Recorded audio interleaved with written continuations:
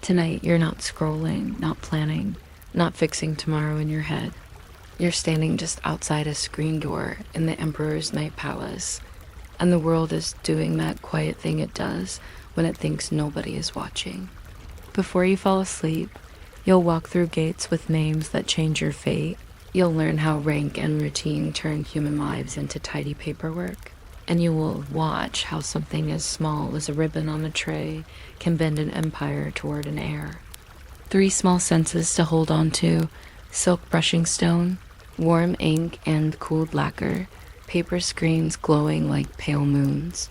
Something nearby keeps time a water clock, drop by obedient drop steady enough to borrow your thoughts and smooth them flat. And if your breathing starts to follow it, that's perfect. Inhale 4, exhale 6. If nights like this keep you company, you might consider subscribing. And if you share where and what time you're listening from, maybe that soft drip will remember you there, repeating your hour back to you. Because tonight's story doesn't begin with a crown or a grand decree. It begins with a door that opens sideways and a list of names written carefully enough to decide who gets to be real by morning. Lacquer breathes in the dark, the way old varnish seems to exhale when the room finally cools. Silk whispers on polished stone as someone takes one careful step, then another, and decides that doing everything slowly is the safest way to stay alive and polite. Somewhere behind paper moons painted onto a screen, a water clock ticks with the steady confidence of a device that has never once had to worry about reputation. There are places where the outside world is allowed to be loud, and there are places where even your sleeves are expected to keep secrets. The inner palace is one of the quieter ones. The gates have names that change like the rhythm of a poem. Dragon, Phoenix, quiet names that sound grand until you realize they mostly exist to help someone file a report later. Each threshold narrows the day into rules. The courtyard gets smaller, the corridors get longer. The air starts to smell like clean wood and warm ink. It's the kind of environment where being noticeable is not a personality trait, it's a medical condition. If you picture a young woman arriving here, try to picture it as paperwork first and a person second, because that's how the place will treat her. A girl becomes a title, and then the title becomes a seat on a list, and then the list becomes a reason for someone to bow a fraction more deeply than last week. Her family becomes a ledger entry scaled to the emperor's glance. Etiquette becomes armor, which is funny, because armor is supposed to be loud, and this kind is made of silence. Bows are measured in fingers.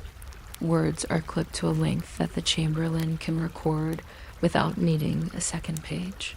Even pauses are regulated. You learn to breathe in 4, out 6, because breath can be the only thing you control. And it's useful to control something, even if it's just the air. Everything here is ranked, and not just in the obvious ways. There are ranks for women, of course, and ranks for the men who are not meant to be noticed, and ranks for the people who carry trays, and ranks for the trays themselves.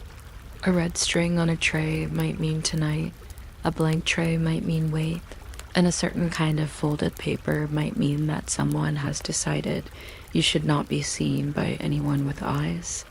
It's a clockwork system run on soft feet. The emperor may be the center, but the schedule is the actual ruler. Sometimes it's an ivory tablet that decides who is fortunate today, which is a nice reminder that in some centuries, your entire emotional future could be managed by something the size of a smartphone, only less entertaining and with worse customer support. And if you are still awake by the time I reach the part where people debate the meaning of a ribbon on a tray, you can subscribe. Or don't. The palace would consider this an informal suggestion, and then it would file it anyway. The truth is, this is the kind of history that moves by small gestures. By the angle of a fan, by the direction someone turns their eyes when a name is spoken, by the exact amount of wax pressed into a seal. Eunuchs stamp wax on tiny scrolls, so even time itself looks official. Favor drifts like incense, and the wise don't chase the smoke. They track the wind. Titles, too, have their own mother, noble consort, talented lady, names that sound like compliments but behave like map coordinates. Placement is a geography of doors that will open and doors that will not. There are corridors where you can walk as a person and corridors where you must walk as a role. A role does not get lost. A role does not look confused. A role does not sneeze in front of a superior. If you sneeze, you do it quietly, and then you apologize to the idea of hierarchy itself. Sometimes when the palace is being especially gentle, it pretends that all this is merely order, as if order is a decorative choice like matching curtains, and not a system that can decide whether your name will continue to be spoken next year. It's strange how much effort can be invested in looking effortless. Lessons in handwriting are lessons in patience. Lessons in walking are lessons in not taking up space. Lessons in speaking are mostly lessons in when not to speak. Even laughter has rules. Laughter is supposed to be a spontaneous human sound, but here it becomes a calibrated instrument, like a bell that rings only at approved hours. Someone will tell you when it's appropriate to smile, and someone else will tell you how much. The palace can make something as small as a smile feel like a policy memo, and in the middle of all that quiet choreography, there's the one thing the system wants most, the one thing it can't simply order into existence with a stamp and a seal. An heir. The palace will talk about it in careful phrases because precision is calming. It will say things like continuity and the line, ancestral duty. It will not say out loud that the empire has the emotional stability of a family tree that keeps losing its favorite branch. When the topic turns to producing an heir, the language becomes oddly practical. Romance is not invited to this meeting. Midwives report to physicians who report to a clerk who reports to a whisper. The chain of communication is long enough that by the time information reaches the top, it has been polished into something safe to hear. A pregnancy becomes a ledger before it becomes a cradle. Pulse, diet, sleep, dreams columns. Dates inked small to outlast gossip. The palace believes in numbers first and blessings second, because paper survives both, and paper is the one thing in the inner court that is allowed to be permanent. There are a lot of lists in a palace. Lists of who attended which audience. Lists of who received which fabric. Lists of who bowed in which order. And when a pregnancy is suspected, there are lists for that too. Only they get stored more carefully, as if a list can be embarrassed. Someone notes moon phases, not because the moon is a doctor, but because the moon is a schedule, and schedules are the nearest thing to reason. If the moon phase looks unkind, rituals move quietly to bolster the line. A charm might be attached. A prayer might be recited, not loudly. Nothing loud survives long in a place built to hear whispers. Rooms are swept for needles, charms, and the wrong eyes. Shutters learn to close without sound. Amulets are tied to bed frames not for show, but because somebody once wrote that it helped. And in an institution this old, somebody once wrote is a genre of evidence. The object is not to be mystical in an exciting way. The palace does not like excitement. The object is to be methodical in a superstitious way, which is a very soothing combination if you think about it. A system that counts everything and blesses it anyway. Like a spreadsheet with a small prayer tucked into the margins, midwives speak in verbs, not hopes. They observe, they report, they adjust. They keep their hands where politics can see them. Even care is monitored because care is an opportunity for influence, and influence is the palace's favorite hobby. If trouble comes, it is wrapped in protocol so grief can pass without changing the map. That is a sentence that sounds poetic until you realize it as mainly about making sure nobody panics in a way that interrupts breakfast. There are, of course, rules about silence. In ordinary life, silence can be restful. In the inner court, silence is also a tool. Silence can protect you. Silence can erase you. Silence can make it possible for a secret birth to happen without turning into a public event, which is important because the palace loves births, but it prefers them like it prefers everything else: orderly, discreet, and appropriately ranked. Even a newborn Heir is quickly assigned an invisible label. Not a name yet, perhaps, but a category: potential, risk, asset. The palace is never rude, exactly.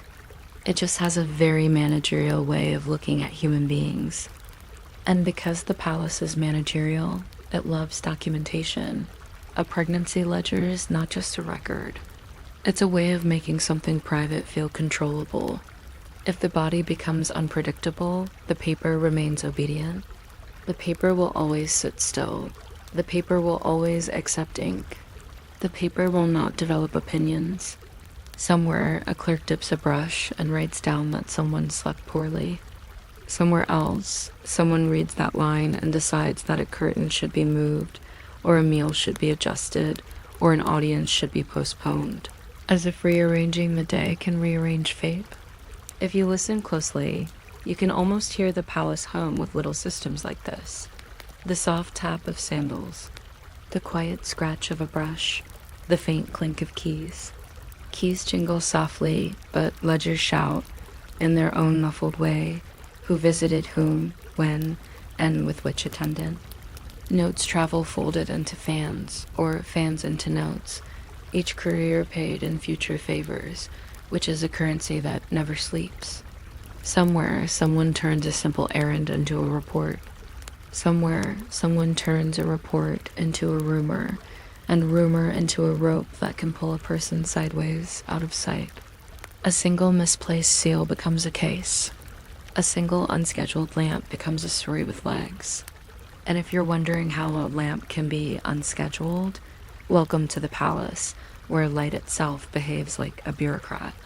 The wrong light at the wrong hour can imply a meeting, and a meeting can imply a plan, and a plan can imply disloyalty, and disloyalty can imply that someone's name is about to become much quieter. It's a domino chain made of paper. It falls gently, but it still falls. This is where you learn the important skill of storing facts in one jar and heat in another. Facts are what you can say, heat is what you feel.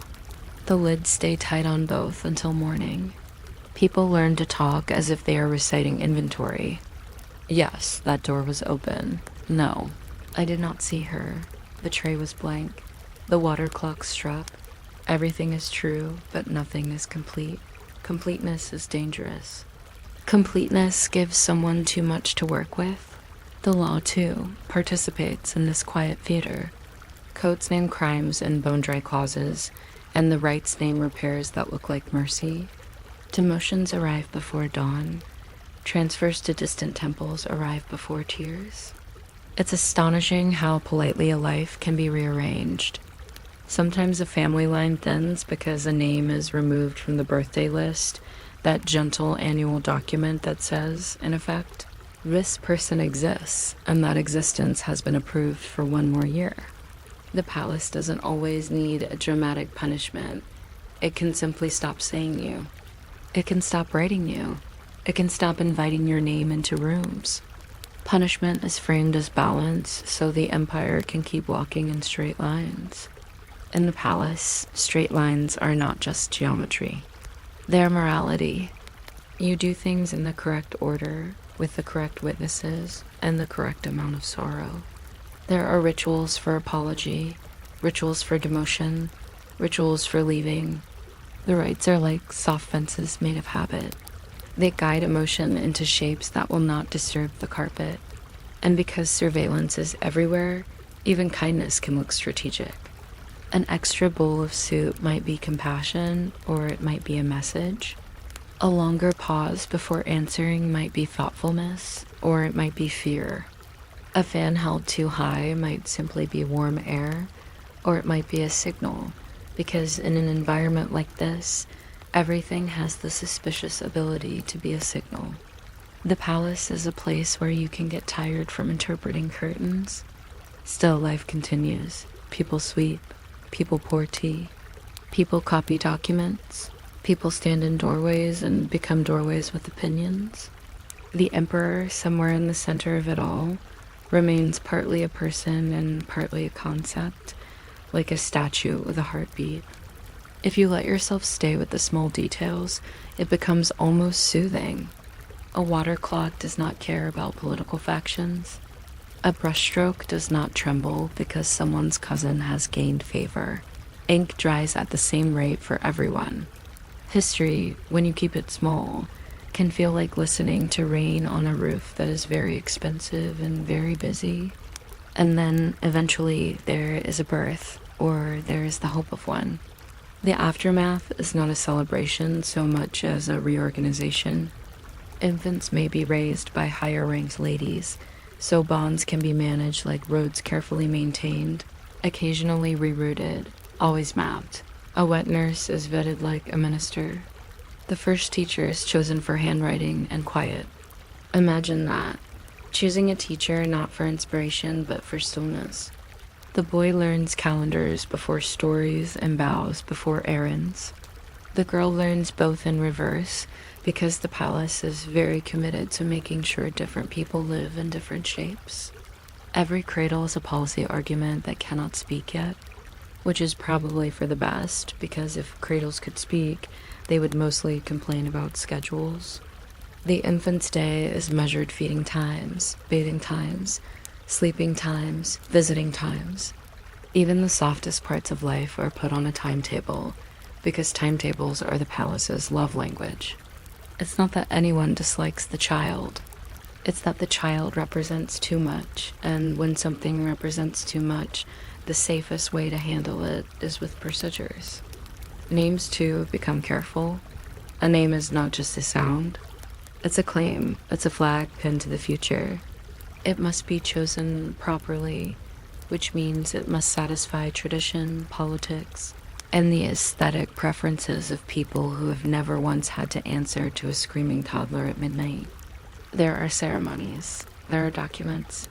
There are seals that press into wax with the slow authority of someone who knows the wax will not argue. And because the palace is a place where things can change quickly without looking like they changed, the child is also surrounded by guards made of routine, guardians with steady pens, tutors with gentle voices, attendants who notice everything and react to nothing.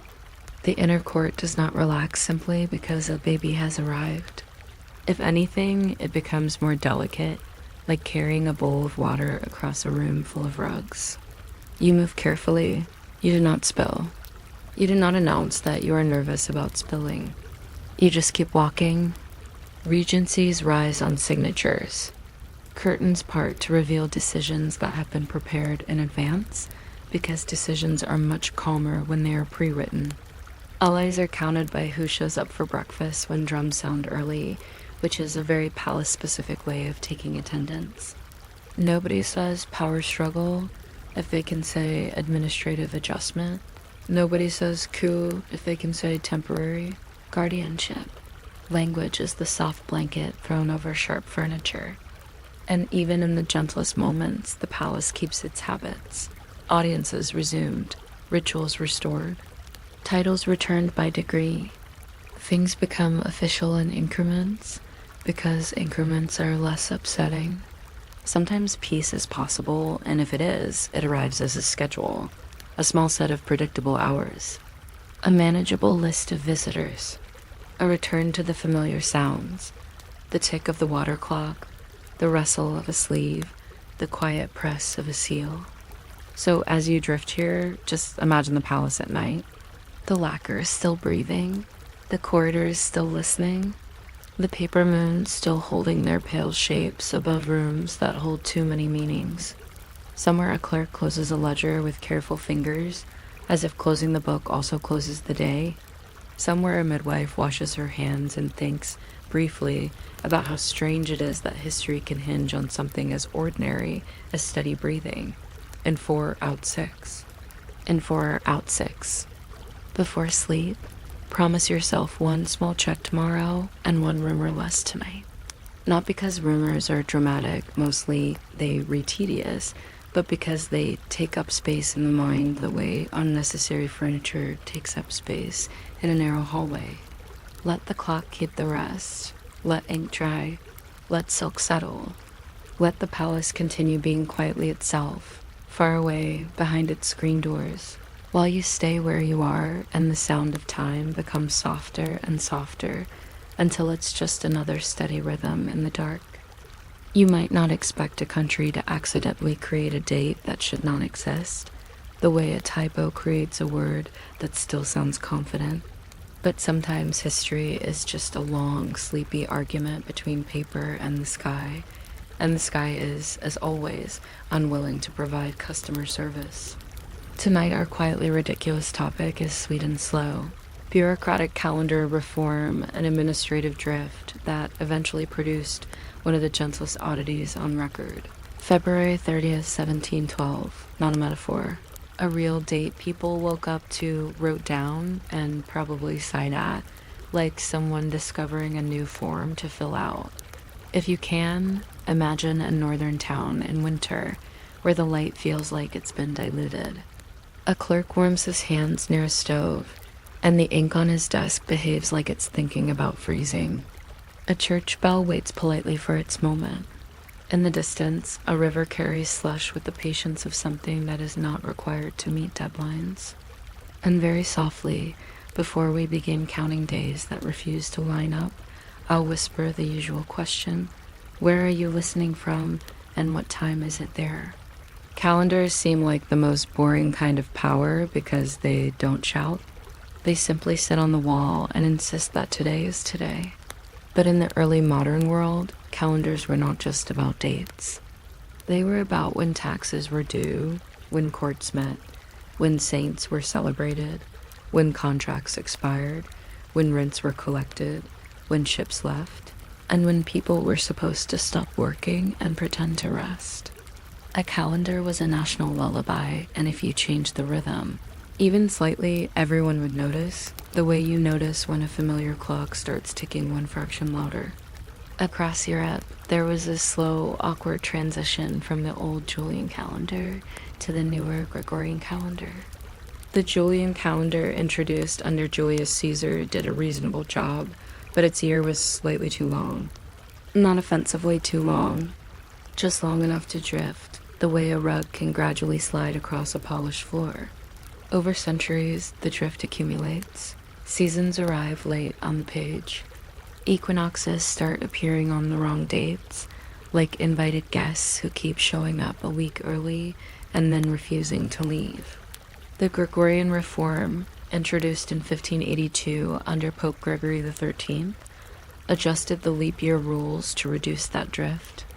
Many Catholic regions adopted it quickly. Protestant regions, for a collection of reasons that can be summarized as religion plus stubbornness, took longer. Sweden decided to be modern in a way that was, somehow, extremely unmodern. Instead of doing the dramatic thing, skipping a block of days in one gulp, Sweden planned to shift gradually. The idea was to lose the difference between calendars very slowly by simply not adding certain leap days. It's a little like deciding to clean your room not by having one messy Saturday, but by moving one sock into a drawer each week for 10 years. In theory, it's elegant. In practice, it requires everyone to remember what year it is and to behave accordingly, which is an optimistic assumption about human beings. And if you're still awake by the time we arrive at the part where an entire nation tries to correct time by selectively ignoring February 29th, feel free to subscribe. But honestly, don't strain yourself. Historically speaking, calendars can keep waiting. They've done it before. So Sweden's plan was to omit leap days over a long period, gradually creeping from the Julian calendar toward the Gregorian without having to experience the shock of missing dates. Less confusion, they thought. Fewer angry farmers, perhaps. Fewer disputes about whether rent was due on the 1st, when the 1st had quietly vanished. The country would move calmly, one missing leap day at a time, like a person edging away from a bad conversation without letting anyone notice. Except the plan depended on consistency. And consistency, as you may have noticed, is not the natural habitat of states, especially states with wars, politics, weather, and the general human tendency to forget what was decided last meeting. Now picture the paperwork required to make this happen. Almanacs printed on rough paper, church calendars, court schedules, merchant logs, ship manifests, birth registers, funeral records. Everywhere there are dates, like little nails holding reality in place. And now the nails have to be adjusted by a few millimeters each year without anyone accidentally hammering their thumb. Someone has to decide which years will lose the leap day. Someone has to tell the printers. Someone has to tell the priests. Someone has to tell the people who swear that last year they celebrated something on a different day, and they are certain because they remember the soup. This is where we meet the quiet heroes of calendar reform, small officials with tired eyes who live among numbers. They do not get statues. They get ink stains. They get the soft panic of realizing that if they print the wrong date, someone will arrive at court on a day when court does not exist, which is the kind of existential problem only a bureaucracy can fully appreciate. Sweden begins this slow shift around 1700, and immediately we can sense the danger. The world outside the calendar is loud. Wars happen, governments change, administrators rotate, memos get lost, and the calendar reform is trying to behave like a delicate plant in a hallway, something you plan to care for, but keep bumping into on your way to more urgent tasks. The plan was to omit the leap day in 1700, then continue omitting leap days in subsequent years that would normally have them until Sweden lined up with the Gregorian calendar. In 1700, Sweden did omit the leap day. So far, so good. A small victory for paperwork, but then this is the wonderful part. In a very sleepy way, Sweden failed to omit the leap days in 1704 and 1708. The leap days happened. February 29th showed up, sat down, and was served like a regular guest, which means Sweden ended up in an odd position, not Julian, not Gregorian, but one day ahead of Julian and still behind Gregorian. A calendar floating in an in-between space, like a train stuck between stations, politely pretending this is fine. This is not the kind of chaos where people run screaming through streets. It's the kind where someone in an office says very quietly, "We have a problem," and then everyone looks at the ceiling as if the ceiling might offer a ruling. Because what does it mean to be one day off from your neighbors?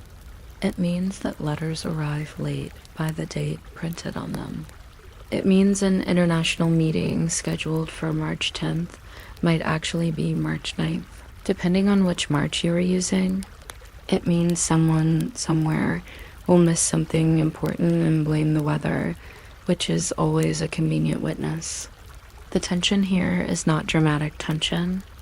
It's administrative tension, which is like having a pebble in your shoe, except the pebble is a date and the shoe is the entire nation. People will continue to eat and sleep and complain about prices. Life goes on, but dates become faintly haunted. The calendar stops feeling like a shared blanket and starts feeling like a quilt stitched by 3 tired people who did not coordinate their patterns. So, in 1712, Sweden decides to fix its fix. Instead of drifting toward Gregorian, Sweden chooses to return to the Julian calendar. And to do that, it needs to add a day back. Because Sweden had already omitted 1 leap day back in 1700, creating a 1-day difference from Julian. To return fully, it had to undo that omission. Now the simplest way to add 1 day would have been to choose a random moment and declare an extra date, like we will repeat a day or we will insert a day. And then everyone nods like this makes spiritual sense. But calendars, like people, don't like improvisation. They prefer to do strange things in familiar shapes. So Sweden added the day by doing something that feels almost tenderly absurd. it created a February with 2 leap days. That year, 1712, Sweden had February 29th, and then Sweden had February 30th. Just sit with that for a moment, the way you might sit with a warm cup in both hands. February 30th, not a joke, not a poetic description of a long winter, a real official date, invented for the quiet purpose of making the paperwork match the sky's rhythm again, or at least match the paperwork of other paperwork. Imagine a person waking up on February 30th and going about their day with normal fatigue. Perhaps they had to carry wood. Perhaps they had to mend a net. Perhaps they had to pay a small tax that was due on a specific date, and they did not have the emotional energy to argue with the calendar. A priest might have opened a register and written the date with the steady resignation of someone who has learned not to ask why. A merchant might have dated an invoice and moved on. A soldier might have counted rations and thought mostly about food. Most people probably did not feel the cosmic weirdness of it. They probably just felt that winter was still winter and the day was still a day. What is fascinating is how a society can collectively accept something impossible if it arrives dressed as procedure. If a stranger walked into town and announced, "Today is February 30th, you would blink at them. But if the state prints it, and the church writes it, and the courts recognize it, the impossible becomes merely official. It's an excellent reminder that reality has a paperwork layer, and sometimes that layer gets patched in very creative ways. If you want a modern analogy, it is like when a computer system insists on an update that adds a feature you did not request, and you accept it because arguing with software is like arguing with weather. You can complain, but you still have to live in the climate. After Sweden's brief romance with February 30th, the country returns to the Julian calendar for a while. The Gregorian calendar, that persistent reform with its tidy leap year rules, continues to exist next door, being practical and slightly smug. Sweden, meanwhile, goes back to being out of sync with Gregorian Europe, but at least it's in sync with itself. There's a comfort in that, even if it means your dates don't match someone else's. You can be wrong together. It's a very human arrangement. And then, much later, Sweden finally makes the full switch to the Gregorian calendar in 1753 by doing what it originally wanted to avoid, skipping a block of days all at once. In that year, Sweden moved from February 17th to March 1st, simply removing the dates February 18th through February 28th from existence. People went to sleep on one date and woke up on another, which is the kind of magic that is only impressive if you read the one losing 10 days of your life on paper. Again, most people did not experience it as a mystical event. They experienced it as officials telling them what day it was, and then life continuing, because life is stubbornly uninterested in calendar philosophy. Still, there's something quietly soothing about how the whole situation resolves. Not with swords, not with speeches, with pages, with printing, with agreement, with the slow acceptance that timekeeping is a human craft like weaving, and sometimes the pattern slips and you have to decide whether to mend it neatly or just add an extra thread and pretend it was always part of the design. And if you're wondering whether February 30th ever happened again in Sweden, no. It was a single peculiar stitch, one extra day sewn into history to cover a small gap. Other places have flirted with impossible dates in other ways, usually in proposals and drafts and very hopeful plans. But Sweden's February 30th is famous because it actually lived briefly on the page. It is the kind of fact that is useless in daily life and therefore perfect for bedtime. Harmless, specific, and oddly comforting, like knowing the name of a tool you'll never own. So when you feel your mind snagging on a worry, you can imagine a clerk in 1712 dipping a pen, writing February 30th, and then continuing without drama. You can imagine the water clock ticking. You can imagine the air cold and still. You can imagine a world where even the strangest administrative decision is treated the way we treat most things at the end of a long day, with quiet compliance and the hope that tomorrow will be simpler. Keep facts in one jar and heat in another. Let the lids stay on. Let the dates line up when they can. And if they don't, if time feels slightly misprinted, remember that somewhere in history, a whole country calmly agreed on a day that shouldn't exist, and the world didn't end. It just continued, softly, into the next date, as if the calendar itself had yawned and turned the page. You might not expect an empire to run on something as quiet as a door that slides sideways, but that is the gentle trick of palace life. The largest decisions often arrive without footsteps. A screen door moves, a silk sleeve shifts, a seal dries. And somewhere, a child's future is quietly rearranged by the placement of a tray on a table. If you're listening in a dark room, let it stay dark. Let the lacquered halls do the moving for you. And softly, where are you listening from? And what time is it there?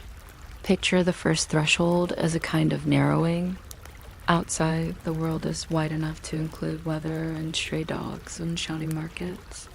Inside, the world becomes corridors and courtyards and rules that fit into sentences so short they could be memorized half asleep. Gates can have names that sound like poetry when you say them slowly. Dragon, Phoenix, quiet, and each name is less a decoration than a warning about what kind of behavior is expected on the other side. In the inner court, a person becomes a title the way a jar becomes a label. A family becomes an entry in a ledger. Even a glance can feel like a resource that gets counted, portioned out, and misinterpreted on purpose. The most exhausting thing about power is not the shouting. It's the whispering and the fact that everyone pretends not to hear it. Etiquette is the soft armor here. Not shining armor, not heroic armor, more like the armor of measured bows, carefully clipped words, and steps that never quite hurry. A bow is not just a bow. It is a unit of distance between you and the wrong kind of attention. It can be measured in fingers and in how long your eyes remain lowered, and in whether you straighten too quickly, like a document being folded the wrong way. You might think it would be simpler to be rude, but rudeness is loud. Loudness is memorable. Memory is dangerous. So people learn the comfortable exhaustion of being perfectly correct. They learn to smile at the exact strength of a candle flame. They learn to hold a teacup as if the cup might report them. If you're still awake in a few minutes, feel free to subscribe. Or don't. The inner court would probably prefer you conserve your energy. It likes everyone a little bit tired. Fatigue makes people obedient, and also it makes them easier to manage, like drowsy cats that stop fighting the blanket. Rank, likewise, is a map made of small differences that somehow matter a lot. Titles shift like weather in miniature: noble consort, pure consort, honored lady. Talented lady phrases that sound like compliments but behave like coordinates. A higher title can mean a closer room, a warmer robe, a better maid, a slightly more forgiving schedule.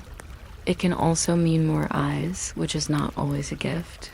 Sometimes being closer is just being more thoroughly observed. An observation in a palace is rarely the cozy kind, like a friend noticing you need water. It's the colder kind, like a clerk noticing you used the wrong paper. Time itself is turned into something official. A water clock ticks under paper moons, drip by drip, as if the night is being counted into obedience. Indeed, the calendar of the inner court can be made from objects rather than announcements. A tray arrives. A tray does not arrive. A red string tied to a token means one thing. A blank token means another. Silence can be an appointment. Waiting can be a sentence. And the people who control the little signals, stewards, chamberlains, attendants, become the quiet gears behind the door. Someone stamps wax on a tiny scroll, not because the wax is beautiful, but because wax is a promise that a message has not been touched by other fingers. Of course, everyone knows fingers exist. The wax simply gives you a story you can tell yourself as you drift deeper into the maze. Sometimes the most important actions are so small they feel like household chores. A seal pressed just slightly off-center, a ribbon tied in an unfamiliar knot, a name written in a hand that is too neat, as if neatness might be proof of innocence. In a world like this, the wise do not chase the smoke of favor. They watch the wind. They watch which doors open and which doors pretend they were always closed. And if you can breathe in for 4 and out for 6, because it is oddly soothing to remember that even palaces run on breathing on water, on paper, and on the simple fact that a person can only hold their shoulders tense for so long before gravity wins. When the conversation shifts from doors to heirs, it becomes, in some ways, even more boring because now the most intimate parts of life are treated like inventory. Making an heir sounds dramatic in a history book. In practice, it can look like a clerk sharpening a brush, preparing to turn a body into columns. Pregnancy becomes a form, and the form becomes a kind of protection because paper survives gossip better than people do. Midwives report upward. Physicians report upward. Someone above them reports upward again to a person who might never touch a newborn but will definitely touch the paperwork about the newborn. It is a chain of whispering, and each link in the chain is very careful not to sound like a link. In the pregnancy ledger, the smallest details are made to stand still. Pulse, appetite, sleep, the texture of a dream. The date a certain tea was offered, the day a certain foot swelled, the hour a certain nausea arrived, as punctual as a rude visitor. These notes can sound almost tender until you remember the notes are not written for comfort. They are written for proof. Proof that the pregnancy is progressing correctly. Proof that nothing suspicious occurred. Proof that the body is following a schedule acceptable to a dynasty. It is a strange sort of care, attentive, precise, and not particularly warm. The moon phase 2 can acquire a paperwork aura. If the moon looks unkind, rituals may shift quietly, not because the moon has issued a decree, but because the palace prefers not to take chances with symbolism. A ritual can be moved the way a chair can be moved. A few inches and suddenly the room feels different. A charm may be placed. An incense blend may be chosen. A phrase may be repeated with the steady seriousness of people who do not want to admit they are afraid of randomness. And when you think about it, modern life does the same thing. We call it routine. We stir the same coffee. We check the same notifications. We pretend that repetition is control. In rooms meant for birth, the quiet becomes thicker. Windows are shuttered not for mood, but for privacy, and privacy is treated like a physical thing that can be fastened. The floor can be swept again and again, not because it is dirty, but because sweeping is a way to signal readiness, and readiness is reassuring. Objects appear that are both practical and symbolic. Cloth, water, a basin, a small knife carefully accounted for, an amulet tied to a bed frame not for display, but because someone, somewhere, once wrote down that it helped. And the palace respects written things, even when they are only gently rational. Midwives in this setting speak in verbs. They do not speak in hopes. Breathe, turn, rest, wait.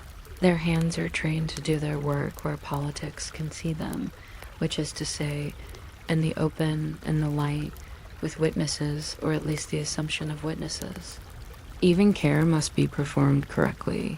Even compassion must be cautious. And into this cautious room floats an almost comical thought that for all the ceremonial gravity of empire, the basic human needs remain stubbornly ordinary. Water still must be warmed. Cloth still must be folded. Someone still must find a clean towel. History is often just a long list of people trying to keep things clean at inconvenient times. If trouble comes, illness, loss, complications, It is wrapped in protocol so tightly that even grief can pass through the palace without changing the map. There are phrases for what to say. There are prescribed silences for what not to say. There are steps for who is told first and who is told second and who is told last, perhaps never. One of the quietest forms of power is deciding the order of information, like deciding the order of sleeping positions in a bed. Small rearrangements, large consequences. And if your mind begins to wander, let it wander gently through the columns of that ledger, where the future is being drafted as if it were a tax report, calm and unblinking. As the child's possibility becomes more real, the palace's attention becomes more measured and also more suspicious, because attention here is rarely free. This is where surveillance enters, not with dramatic spy gadgets, but with keys that jingle politely and ledgers that shout in their own silent way. Eunuchs and attendants people close enough to hear doors slide and to notice who visited whom, when and with which servant become moving bookmarks in the palace's daily story. A key ring is a kind of authority, and it also makes a comforting sound, like a tiny metallic reminder that doors have owners. Letters travel folded into fans, or fans into notes, depending on how charitable you want to be about it. A courier might be paid not in coins, but in future favors, which is a currency with a very long expiration date. A small misplacement, a seal pressed on the wrong envelope, a lamp lit at an unscheduled hour can become an entire case file, because the palace is built to turn anomalies into meaning. If a lamp is lit at the wrong time, someone will assume it was lit for a reason. And if they can't find the reason, they will invent one very quietly and then write it down, which makes it feel real. Rumor in an inner court behaves like rope. It can bind. It can drag. It can be used to pull someone upward or to haul them away. The rope is made of tiny fibers, a glance, a pause, an extra cup of tea, a missing bow at the wrong angle. People gather these fibers the way you gather hairpins from a floor one by one, absent-mindedly until suddenly you have enough to make a story. And stories in palaces are dangerous not because they are loud, but because they are believable. Then arrives the most bureaucratic kind of punishment, the disappearing name.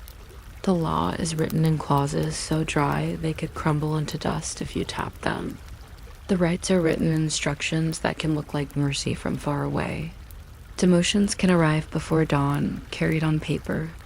Transfers to distant temples can arrive before tears do. The act itself is often quiet. A new assignment, a new location, a new title that is technically not an insult, but feels like being moved to a colder room. Sometimes the punishment is not even a change in location, but a change in visibility. A name removed from a birthday list. A name no longer spoken in the right halls. A household that finds itself simply less included. It is almost funny in a soft, exhausted way how often severe political consequences are expressed through scheduling. You were expected at an audience, now you're not. Your name was on a rotation, now it isn't. Your seal was recognized. Now it's treated as if it belongs to someone else. The empire keeps walking in straight lines by adjusting who is allowed to stand near the line. Balance becomes the word used for everything. Balance of factions. Balance of households. Balance of ritual and law. Balance in this context does not mean peace. It means the palace did not topple today. If your mind wants to attach drama to this, you can set the drama down gently, like a heavy book. Think instead of the paperwork. Think of the ink. Think of the small square of wax that says, this decision is closed. Think of how a single official brushstroke can change the shape of a person's life, the way a single typo can change a sentence. It's not exciting. It's simply effective. And in the sleepy logic of empires, effectiveness tends to be treated as virtue. When the birth has happened, when the room has been cleaned, when the basin has been emptied, when the towels have been counted, the palace does what it always does. It files the event into the larger system. A baby is not only a baby is a problem of management, like a delicate object that requires both protection and control. Mothers may raise the child, or the child may be raised by higher ranked ladies, because bonds in the palace are sometimes treated like roads, built for traffic, redirected when necessary. A wet nurse might be chosen and vetted as carefully as a minister. The first teacher might be selected not for brilliance, but for handwriting, patience, and the ability to remain quiet even when a room becomes tense. The boy learns calendars before stories, not because stories are dangerous, though they can be, but because calendars teach obedience. They teach that days have names and names have duties. They teach that you wait when the schedule says wait. The girl, if she is in this picture, may learn both in reverse. Stories early because they teach social sense, and calendars later because they teach limits. Or perhaps she learns the same lessons but with different words, because the palace is very good at teaching the same thing while pretending it is teaching something else. Every cradle becomes an argument that cannot speak yet. An argument about succession, about legitimacy, about which household gains a better position in the map of doors. Even gifts become political blankets, charms, tiny shoes, because everything in the palace lands somewhere, and someone always notices where it lands. A ribbon tied too loosely can be interpreted as disrespect. A gift too generous can be interpreted as a bid. A gift too small can be interpreted as an insult. It is exhausting, and it is also familiar if you've ever had to reply to a polite message that didn't feel polite. History doesn't always repeat itself. Sometimes it just rhymes in a quieter key. And then, because the palace never stops needing guardians, the question of regency and protection arrives like breakfast. Not exciting, but unavoidable. Guardians appear on signatures. Curtains part to reveal officials with steady pens. Alliances are counted by who shows up early, who sits close, who speaks last, who is offered the warmer tea. If peace is possible, it arrives as a schedule. Audiences resumed, rituals restored, titles returned by degree, as if human conflict can be smoothed out by proper timing. Sometimes it can, at least for a while. Sometimes all a system needs is a believable routine. So here is the small bedtime oath you can take from all of this, offered without urgency and without the expectation that you will remember it in the morning. Keep your facts in one jar and your feet in another. Keep the lids tight on both. Watch which doors open in your own mind. Thoughts of rumor, thoughts of worry, thoughts that slide in sideways, and let most of them close again without comment. Promise yourself one small check tomorrow and one rumor less to carry now. Let the water clock keep counting in the background. Let the lacquer breathe. Let the silk whisper. And if the palace of history continues somewhere behind the screen doors, let it continue without you, softly, on paper, while you drift into the simpler, quieter calendar of sleep. You might not expect an entire city to protect itself with paper, rope, and the patient counting of days, but that is exactly how Venice often preferred to do things. Not with a dramatic sword, not with a heroic speech, with a harbor official squinting at a document, deciding whether your ship smells like trouble, with a stamp, with a signature, with the soft, stubborn number 40 sitting in the background like a sleepy cat that refuses to move. So settle in and let your room stay quiet. Imagine water that barely ripples, lantern light that doesn't hurry, a dog that creaks in the same place every night as if it has a schedule, and softly, where are you listening from and what time is it there? A ship arrives first as a shape, then as a list. Before anyone cares about your personality, they care about your bill of health, which is a charming phrase for a document that tries to summarize an entire coastline. S terms with a few confident lines of ink. Somewhere someone wrote, "The last port was healthy, the crew is fine. Nobody has the suspicious kind of fever." And now that sentence has sailed across the sea and expects to be believed. The Venetian officials, practical, tired, and not in the mood for romantic surprises, treat the paper like it as a person that can lie. They look for seals. They look for alterations. They look for the subtle feeling that the handwriting is trying too hard to be calm. There's something almost soothing about how this turns a terrifying problem into a filing system. Plague, rumor, sickness, these are messy. But a document has clean edges. A document can be folded. A document can be placed on a desk and stared at until the staring feels like control. At the harbor, control is built out of little rituals. A flag might be raised. A boat might be held at a certain distance. Questions might be asked in a voice so neutral it sounds like weather. Where did you come from? Who was sick? What did you unload? Who touched whom?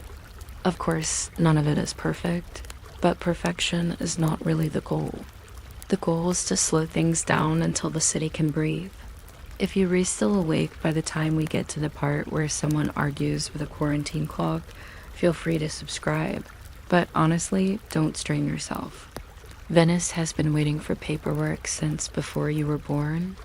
It can wait a little longer. Sometimes the strangest part is the calm politeness.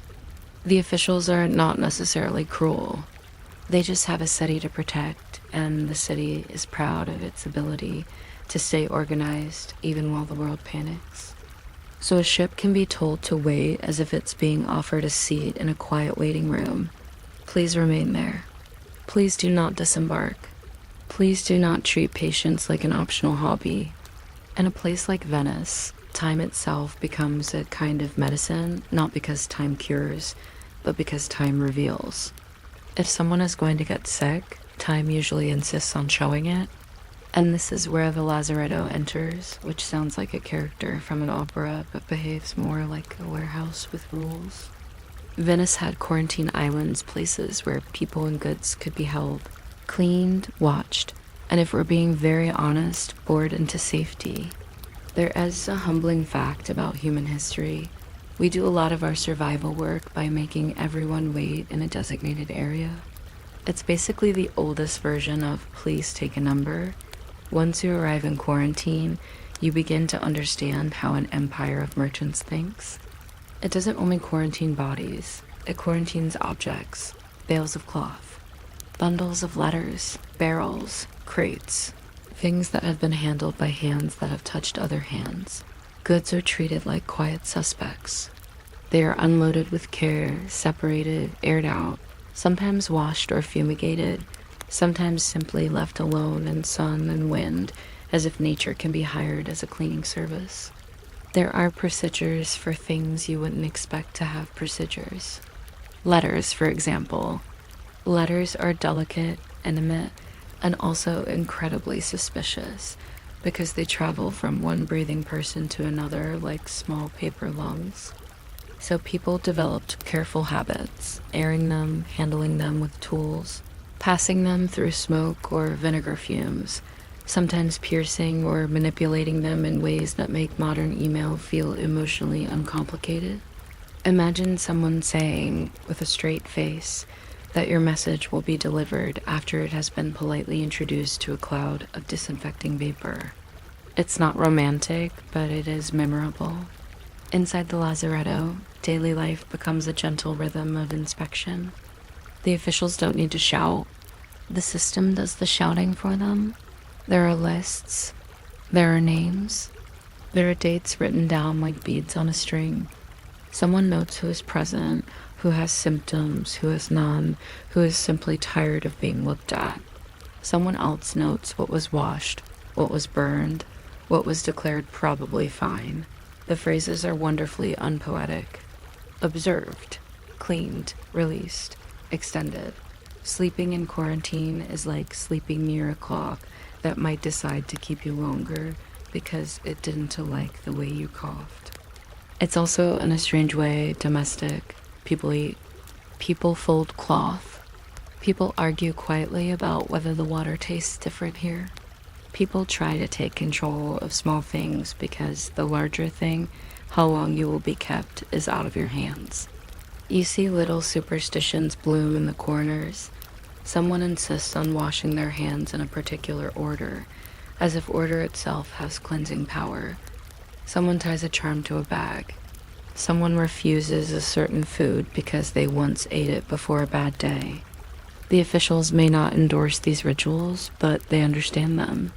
When everything else is uncertain, the human mind begins to knit comfort out of repetition, and gently, you can feel the microhooks of absurdity drifting through. The idea that a bale of wool is being quarantined, the idea that a shipment of spices is sitting on an island, waiting out a number like a patient in line, the idea that a letter, just paper and ink, might be treated like a carrier of catastrophe. History loves this kind of quiet comedy. It's not laughing at suffering. It's noticing that survival often looks like an argument over proper storage. The quarantine count itself becomes its own sleepy character. 40 days is the famous number, but the real experience is not a dramatic countdown.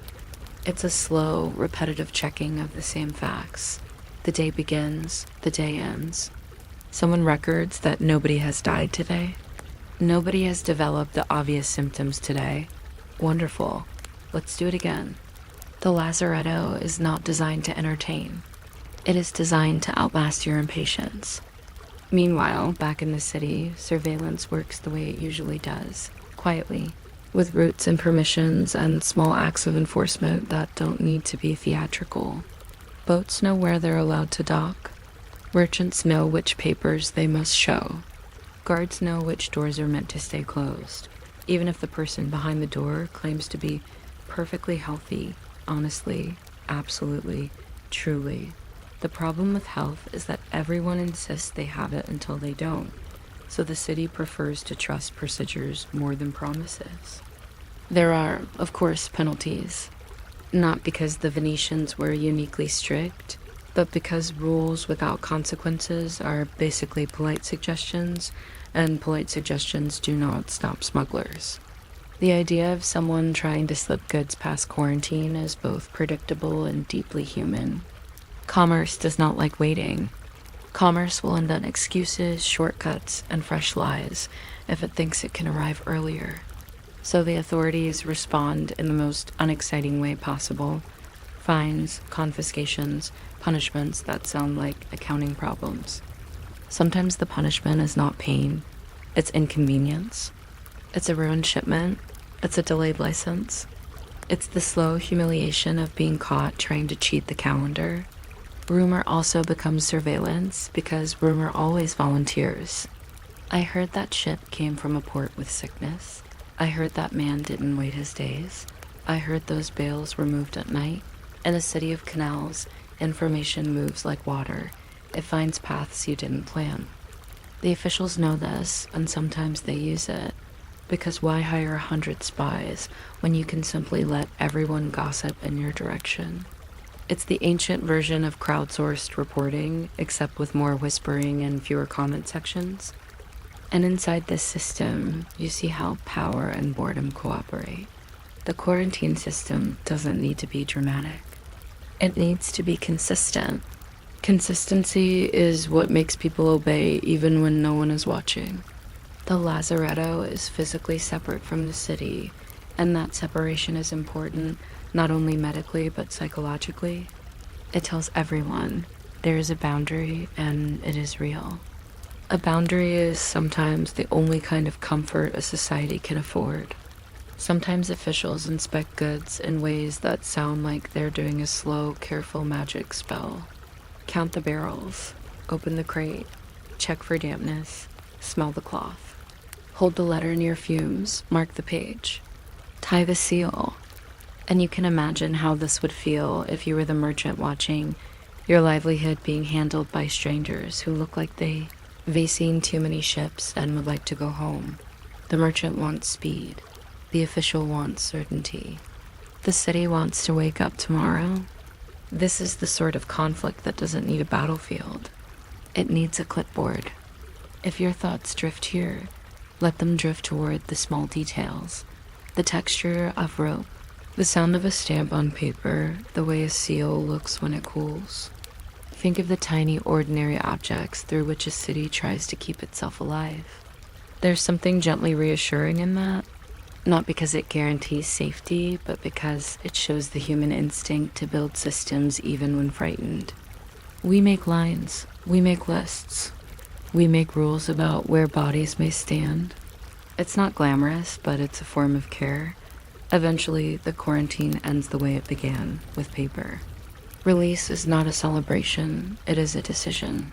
Someone checks the ledger, someone confirms the days, someone writes a certificate that says, essentially, you have waited long enough to be trusted.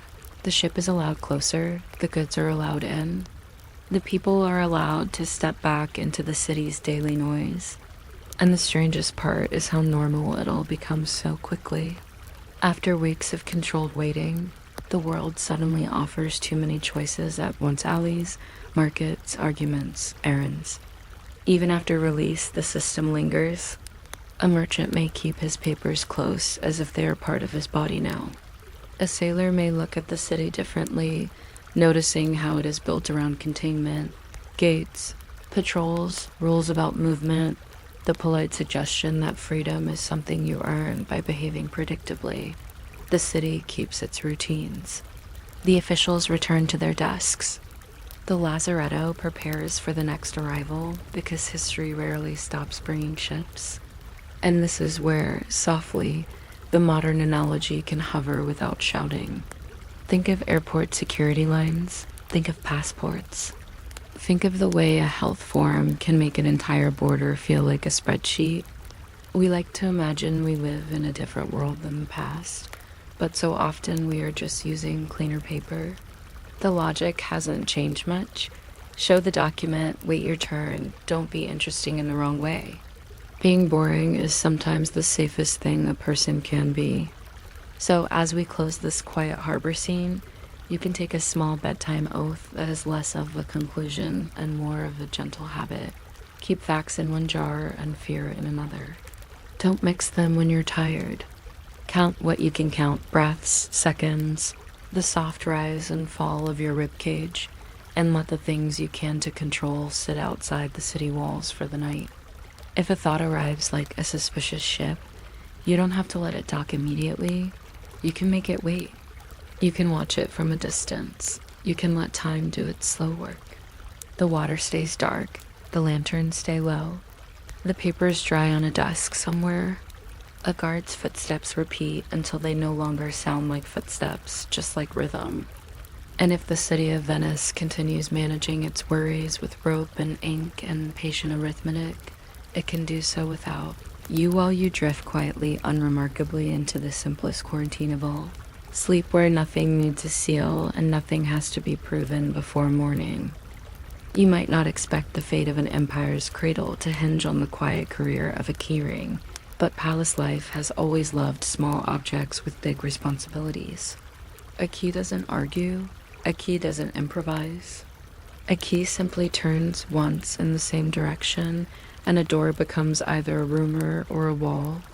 And in a night palace, where curtains breathe, where footsteps count themselves, where everyone is listening for everyone else's keys become a kind of slow music. Soft metal, soft authority, soft reminders that nothing truly just happens behind screens. So let the room you're in stay still if it can. Let your jaw rest.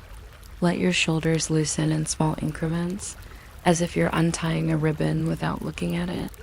And if you're still awake in a few minutes, feel free to subscribe. Or don't. The palace will not be offended. The palace is very busy being quietly suspicious of everyone, which is a full-time job. In the inner court, surveillance rarely looks like dramatic spying. It looks like etiquette that refuses to be casual. It looks like attendance that is so consistent it becomes a record. Who entered which corridor? Who brought which tray? Which attendant stood by which curtain at which hour? There is no shouted accusation, no sudden reveal. There is only routine, and routine has a way of collecting evidence without ever announcing itself. Every doorway has its own rhythm, every hallway its own temperature, and every person who walks through them leaves behind a faint, invisible signature made of timing. The first sound you learn to notice is a jingle, small, polite, almost cheerful. Keys. Not one key, but several, because the palace rarely trusts a single piece of metal with a single truth. Keys come in sets, and sets come with hierarchy. A minor storage room key is not allowed to gossip with important keys.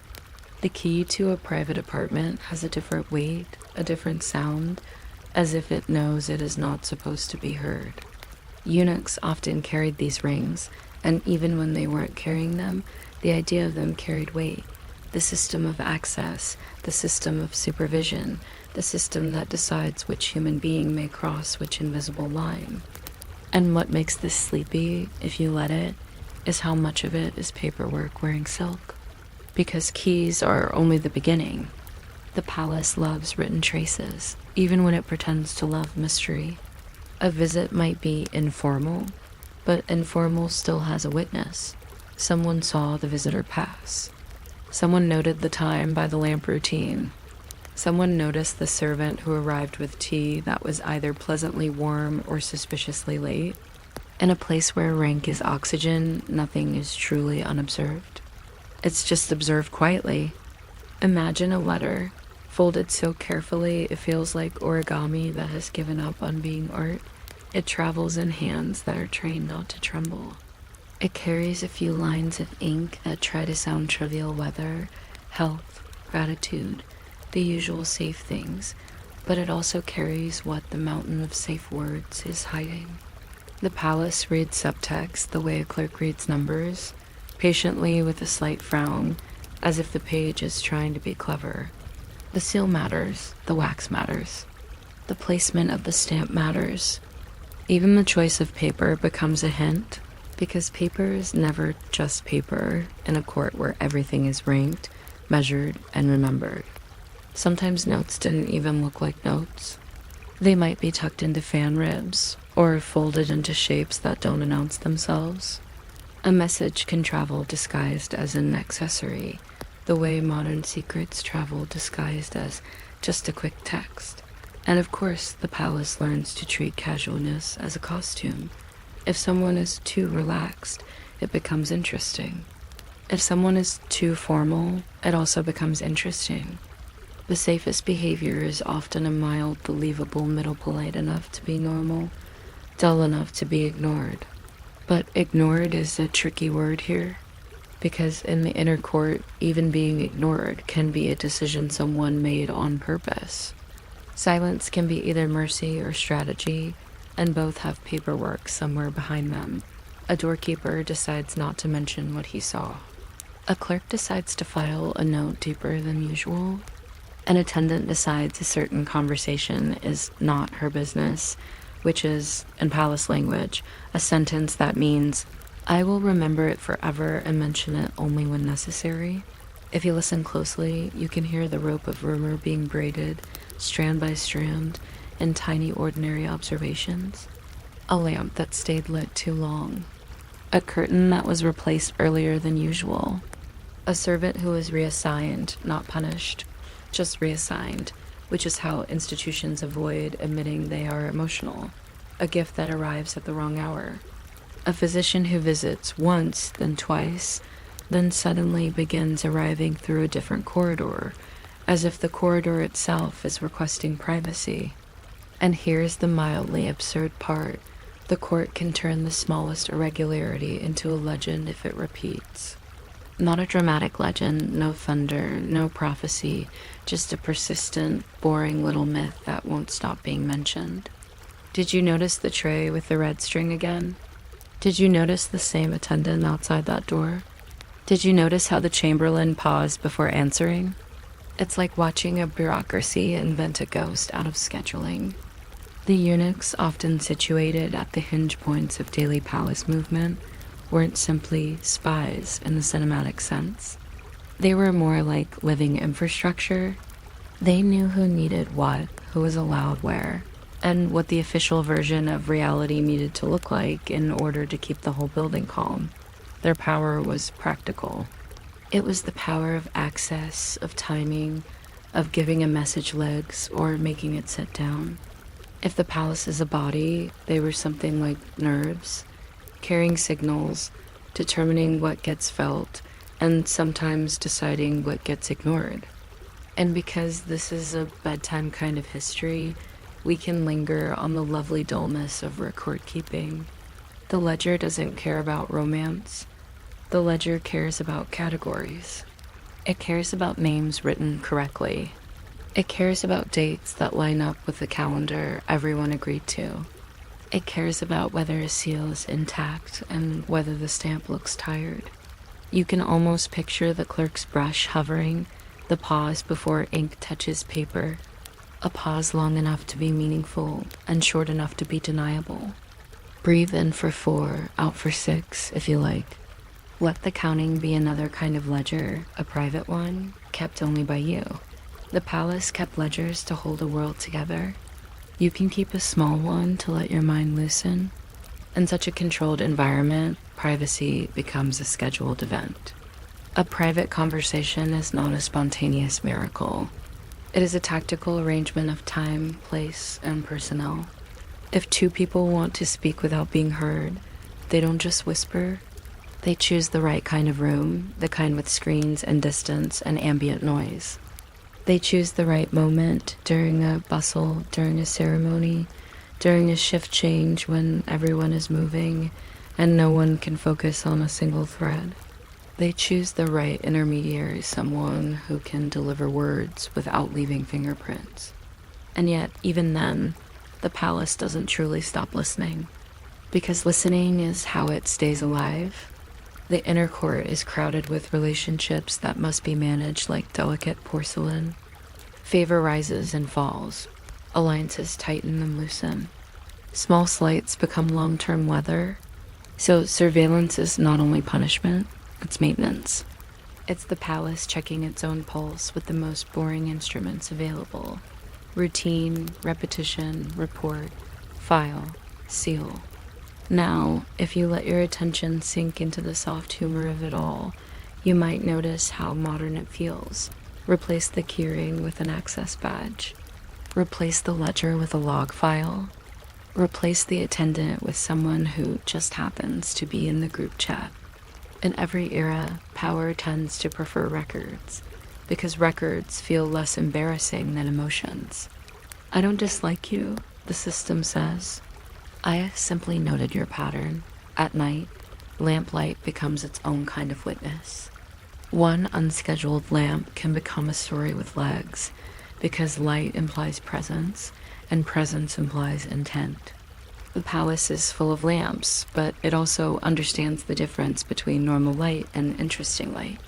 A lamp that stays on past the expected hour suggests that someone is writing, waiting, worrying, meeting, or simply refusing to sleep, and refusal to sleep is, in a palace, often interpreted as an activity. There's an entire silent language of shutters and lantern shades and how far the paper screens glow. Messages travel, and so do interpretations. A phrase in a letter can be read 3 ways, which is convenient because it allows people to claim whichever meaning is safest at the moment. I hope you are well can mean I miss you, or are you still useful, or I am testing whether this letter will be intercepted. The beautiful thing about court language is that it is both refined and cowardly. It says everything while insisting it said nothing. Even apologies become strategic.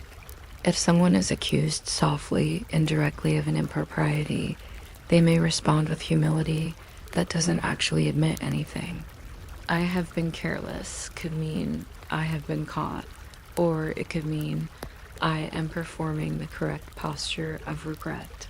The performance matters because the palace is always watching not only what happened, but how you behave when people pretend they don't know what happened. And if the wrong person thinks they know too much, the palace has gentle ways of reminding them to be smaller. Not always violence, often just relocation. A transfer to a distant temple, a reassignment to a quieter post, a reduction in access. A door that used to open now stays politely closed. It's like being then followed by reality itself. One day you have a corridor. The next day you have a wall, and the wall is smiling. Rumor, meanwhile, doesn't need permission. It spreads the way steam spreads, softly around obstacles, finding cracks. It rides on servants who carry trays and therefore hear everything. It rides on clerks who copy documents and therefore see what shouldn't be seen. It rides on guards who stand still for hours and therefore develop opinions. The palace tries to manage rumor the way it manages everything else, with channels, with selected intermediaries, with controlled explanations released like small doses of medicine, but rumor is stubbornly creative. If you seal one path, it will walk another. And this is where the tone stays sleepy, because for all the implied danger, the daily reality is often painfully, comically small. People talk about who received what fabric, who was allowed to use which carriage, who was seated closer by 2 cushions, who had their name written in a slightly more elegant hand. It's like watching an entire government operate on the emotional level of a seating chart. And yet, these small things matter because they're how the palace decides who's rising and who's fading. Sometimes an entire conflict begins with a seal placed slightly crooked, a seal broken too early, a seal that looks as if it has been reseated. The palace treats seals like truth with waxy edges. If the seal is wrong, the message becomes suspect. And if the message becomes suspect, the sender becomes interesting. And if the sender becomes interesting, the sender becomes tired. Because being interesting in a palace is exhausting and not in the fun way. Breathe in for 4, out for 6. Let the question of who is watching who drift away from you. You are not in their corridors. You do not need their permissions. Your only obligation is to get comfortably heavier. Still, we can watch the palace's methods a little longer, because there is something strangely soothing about systems that insist on pattern. They are terrifying in real life, yes, but also predictable, and predictability is a kind of lullaby. The palace wants patterns because patterns can be controlled. So it creates schedules that make bodies behave, morning audiences, afternoon errands, evening rituals, night silence, supposedly. And when someone breaks the pattern, the break itself becomes the main event. Because the palace's grand entertainment is not theater, it's deviation. A person who wants to survive learns to become boring on purpose. They speak in acceptable phrases. They walk in acceptable routes. They keep their face in the acceptable expression that says, I am grateful, I am loyal, I am not inventing plot. In a night palace, the safest face is often the one that looks like it could be replaced with a painted screen and nobody would complain. And yet, the palace also needs people to be useful, which means it occasionally rewards those who can move information. A trusted messenger is like a precious tool, dangerous, necessary, carefully watched. A skilled attendant knows how to say, nothing happened, in a way that gets believed. A clever clerk knows how to make a record feel complete while leaving out the part that would cause trouble. The palace is a machine that runs on a mission as much as on ink. Eventually, all this surveillance and whispering feeds into something very simple. Decisions. Who gets access? Who gets protection? Who gets eased forward quietly without a public announcement? Who gets pushed back, also quietly, but with a sudden lack of invitations? Decisions in a court rarely arrive as I have decided. They arrive as rearranged routines, as doorways that open or don't, as messages that arrive promptly or arrive late, as a keyring that moves from one belt to another. And because this is meant to help you sleep, we don't need to chase the decisions to their dramatic outcomes. We can just sit beside the mechanism and listen to it hum.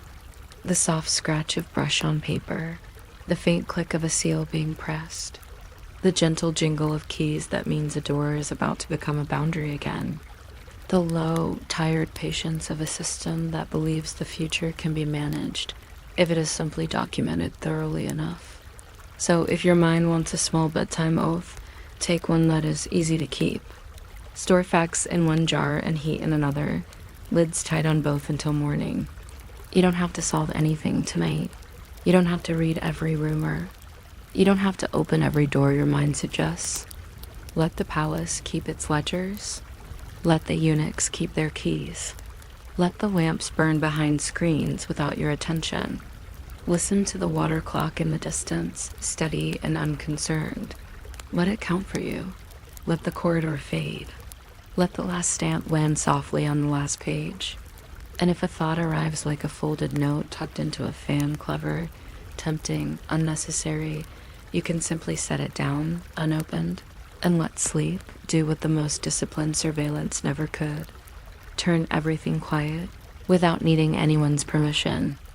You might not expect a person to disappear without leaving the room, but Palace Law was very good at that particular magic trick.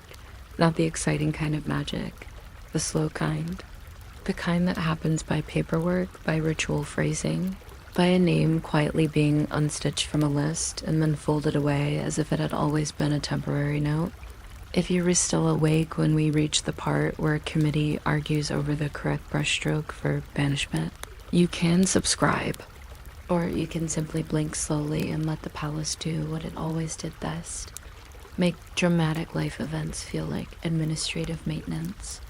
In courts like this, punishment isn't usually framed as rage. It's framed as order. The language is dry, bone dry. The codes describe offenses the way a physician describes symptoms, as if the palace is treating misbehavior like a mild fever that must be cooled before it spreads into the curtains. And because everything in the inner court is both personal and political, the law tries to pretend it's neither. It becomes a careful machine for turning human mess into neat categories. A crime becomes a clause. A rumor becomes an improper conduct. A rivalry becomes disrespect. And the most dangerous thing of all being, connected to the wrong person at the wrong time, becomes something like failure to observe protocol, which is the legal equivalent of saying politely, "You made us nervous." The strange comfort of this is how predictable it is. When the palace wants to correct you, it doesn't need to raise its voice. It rearranges your life as if it were moving objects on a low table. You might be demoted, which sounds like a loud word, but often it arrives quietly before dawn inside a sentence that is overly polite. Your seal privileges change. Your stipend changes. Your attendance change. Suddenly you are placed a little farther from the center, like a candle moved away from the screen so the light doesn't show as much. You still exist. You still breathe. You still bow. But you are now less present in the daily rhythm of the palace, which is a delicate way of saying that your influence has been placed on a diet. Sometimes the correction is more ritual than legal, which is very on brand for a palace that believes symbolism is a practical tool. There are rites for repairs that look like mercy.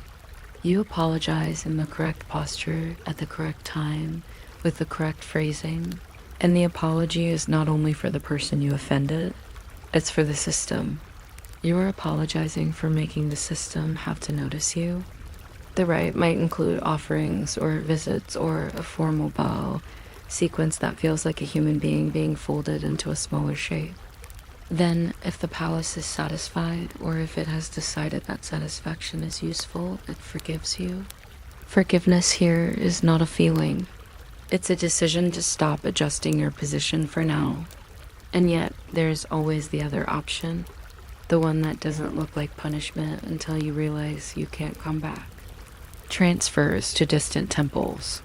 Reassignments to remote posts, a polite instruction to serve elsewhere, which sounds almost like an honor if you don't notice the direction it points. The palace uses distance the way a modern company uses a different department, except with more incense and fewer emails. Distance solves problems quietly. Distance breaks alliances without needing a confrontation. Distance makes it harder for your name to be spoken in the same rooms where decisions are made, and that is sometimes the entire point. If you want a mildly absurd detail, it's this. An exile can be packaged as a schedule. As if a life change is something you can slot between breakfast and a lamp lighting. You are told where to go. You are told when. You are told what titles you may still use. The palace might even provide a small ritual to explain why this is balanced, as if the universe itself cares deeply about correct filing. Punishment becomes restoring harmony. Harmony is the palace's favorite word because it makes control sound like kindness.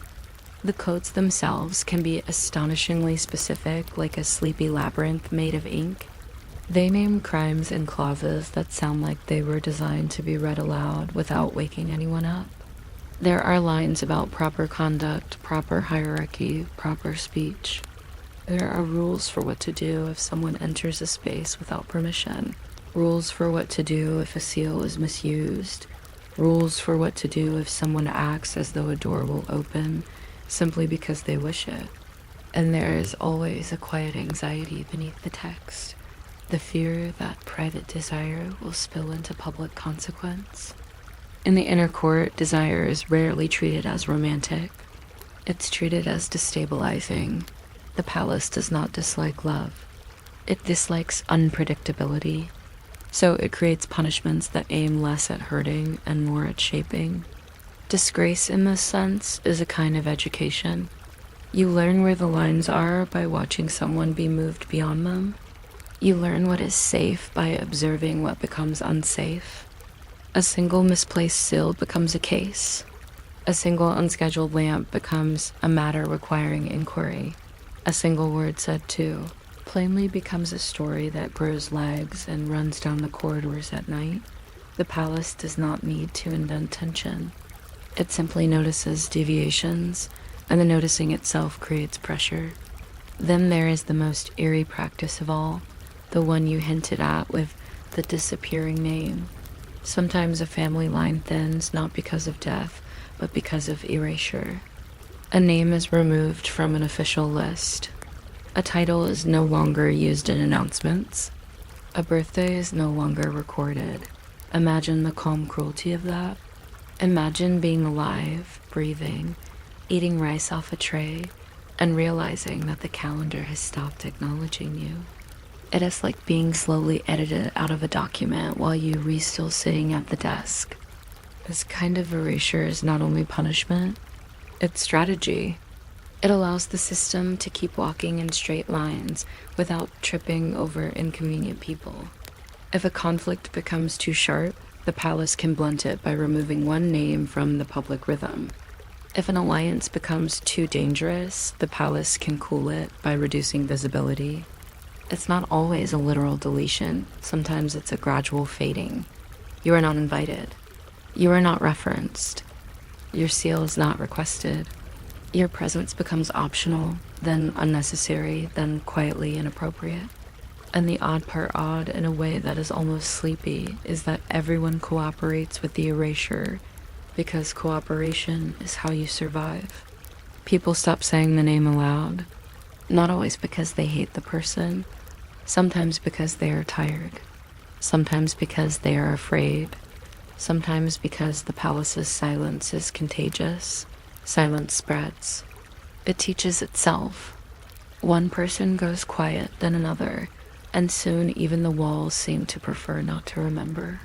If you listen to the way a palace thinks, it's always trying to convert messy reality into something it can hold. It holds reality with lists, with registers, with ledgers, with calendars. And when something threatens to overwhelm the holding, the system simplifies. You become a smaller entry. You become a footnote. You become a story that is told in a softer voice at the edge of a room until even that stops. This is what punishment looks like when an institution is trying not to admit it has feelings. It says balance when it means we need you to be less complicated. And yes, there is ritual alongside law because ritual is law's soothing twin. Ritual gives the palace a way to pretend that what it is doing is not merely policy, but cosmic maintenance. A demotion arrives before dawn, and by breakfast the rite is already explained why it was reasonable. A punishment is framed as a necessary adjustment so the empire can keep walking forward without wobbling. A person is moved away, and the movement is wrapped in ceremonial logic, as if the act is not an act of power, but an act of care.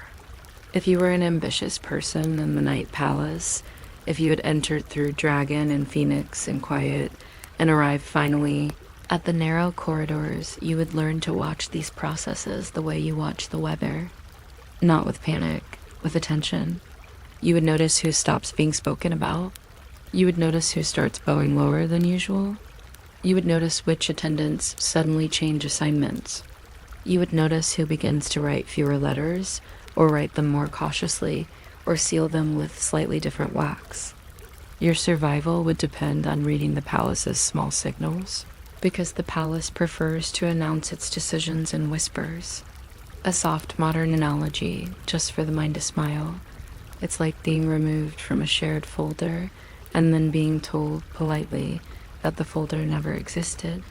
Like watching your access badge stop working and being informed that it's for security reasons, which is both true and unhelpful. The palace did not invent this style of control. It simply perfected it early and dressed it nicely. And all of this folds back into the central sleep-friendly truth. The palace's greatest weapon is routine. Routine is how it punishes. Routine is how it forgives. Routine is how it makes a person feel real or unreal. Routine is how it keeps the inner court quiet enough for the empire to pretend it is stable. And if you keep listening, the punishments begin to sound less like thunder and more like the steady tick of the water clock, unemotional. Consistent, mildly annoyed that you are still awake. So if your mind wants to worry about who is safe and who is not, you can let that worry drift into the distance. The palace will keep doing palace things without your participation. Keys will jingle softly. Seals will press into wax. Lists will be rewritten. A name will be spoken less than not at all. And the corridors will keep their straight lines. Breathe in for 4. Breathe out for 6. If a thought arrives like a petition, careful, detailed, slightly demanding, you can stamp it gently as received. And then you can set it aside until morning. The lamp can go dim. The page can lie flat. The codes can stay in their quiet clauses. And you can let yourself become wonderfully uninteresting to the night, which is, in the end, the safest status the palace ever offered anyone. You might not expect an empire to hinge on something as unglamorous as a feeding schedule, but it often does, quietly, with the calm stubbornness of a lantern that refuses to go out. After the birth, when the loudest moment has already passed, the palace returns to what it trusts most: routines, records, and people assigned to stand near the important baby at the correct angle. If you are still awake by the time we start discussing how a wet nurse might be interviewed like a senior official, you can subscribe, or don't. The palace won't take it personally. The palace never takes anything personally. It takes things procedurally. The first strange truth is that mother in a palace can be both a person and a role, and sometimes those two things do not line up neatly. In ordinary life, a mother holds a child because she wants to. In court life, a mother might hold a child because it is permitted, and the permission is written somewhere and someone has signed it, and someone else has copied it neatly in a second book, just in case the first book catches fire. Babies are soft, but the systems around them are stiff. And because the palace loves stiff systems, it often turns infant care into something like a miniature government, complete with rank, protocol, and a surprising number of keys. In many imperial courts, especially the ones that like to separate emotional life from political life, the way you separate ink from water, an infant might be raised, at least for stretches, by higher-ranked women, attendants, or designated caretakers. It's not always because the birth mother is absent. Sometimes she is simply managed. Her access is scheduled. Her visits are structured. Her affection is not questioned, but it is supervised like a precious substance that could spill and stain the wrong robe. The palace treats closeness like influence, and influence like a tool that must be placed on the correct shelf. There's a sleepy irony here. The more important the child is, the less normal childhood becomes. You can almost hear the palace whispering very gently, "Congratulations, you are extremely significant." And that means you will be handled carefully, like a delicate ceramic bowl, by people who have been trained to carry bowls for a living. The baby learns faces, not just from warmth, but from rotation. This week, one set of hands. Next week, another set of sleeves. The child's earliest memories are a parade of fabrics and the quiet clicking of doors. And this is where fosterage begins to feel less like family and more like geography. The baby is placed where stability can be controlled. If the nursery is near the inner court, it's because access can be monitored. If the nursery is in a calmer wing, it's because calm is useful. If the nursery is overseen by someone with a particular title, it's because that title carries a promise, loyalty, discretion, obedience, and the ability to keep their voice low even when everything is complicated. Now let's drift into the wet nurse, because history is full of big battles and collapsing dynasties, but it is also full of milk, and nobody talks about that at parties.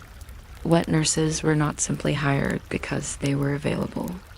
They were selected because their bodies offered a kind of continuity that the palace could not manufacture with paperwork.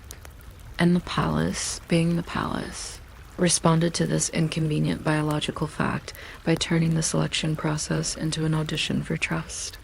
A wet nurse might be vetted in ways that sound absurdly modern, like an early version of background checks, except the background includes her village, her family connections, her health, her temperament, and whether anyone has ever accused her of having a loud spirit, which is not an official medical term, but it is an extremely palace term. Her diet could be regulated. Her sleeping arrangements could be controlled. Her movements could be monitored. The palace has a gentle obsession with the idea that what goes into a person affects what comes out of them. And in the case of a wet nurse, that belief becomes policy. If you enjoy tiny unnecessary details, consider the way food becomes a political ingredient. Certain foods are warming, certain foods are cooling, certain foods are suspiciously enthusiastic, and the palace would prefer that nothing about the infant's daily care be enthusiastic. It prefers study. It prefers quiet. It prefers predictable. A wet nurse might be told to avoid foods believed to affect milk quality, to avoid certain emotions, to avoid certain conversations. Imagine being instructed, politely, not to feel stressed because it might upset the empire. It is a lot of pressure for a person whose job description can be summarized as, "Please keep the baby alive and calm." And yet, that pressure was real, because the baby's body was seen as the nation's future, and the wet nurse's body became, briefly, part of the nation's infrastructure. There's also the odd social position of the wet nurse herself, intimate but not equal, essential but not powerful in the obvious way. She might have access that high-ranking people do not. She might see the child in moments nobody else is allowed to witness. She might be the first person the infant smiles at on a day when ministers are arguing about something across the courtyard. And this closeness makes her both valuable and dangerous, which is the palace's favorite combination. Valuable because she stabilizes the child. Dangerous because she could influence the child. So the palace tries to control influence by surrounding her with rules, attendants, supervisors, and a general atmosphere of quiet observation. Sometimes wet nurses gain favor. Sometimes they gain gifts. Sometimes their families receive support. The palace can be generous when generosity is safer than resentment, but the generosity usually comes with invisible strings, the kind that don't look like strings at all until you try to walk away. It's not dramatic, it's administrative. You may return home, the palace might say, after the appropriate term, which is another way of saying after we decide we no longer need you, and not a moment before. It's like being hired for a job with no end date, except the job is human closeness, and the end date is decided by people you will never meet.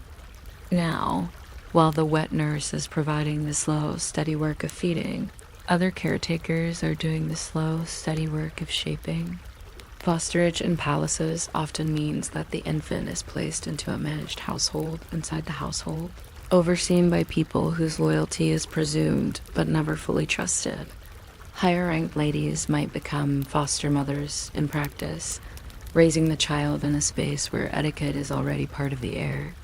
The baby learns not just language, but posture, not just comfort, but timing. Even before the child can speak, the world around them speaks in patterns. When to enter, when to leave, when to whisper, when to bow, when to stop existing for a moment because someone with a higher rank is passing by. If that sounds a little unfair to a baby, yes, it is. But the palace is not interested in fairness. It is interested in order. The palace treats the nursery like a small training ground for the future court.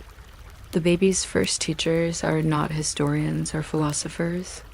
They are attendants and caretakers who teach the child without words. That attention is a kind of currency. You can feel it when the room goes silent at the sound of a particular step. You can sense it when everyone's gaze shifts toward the doorway.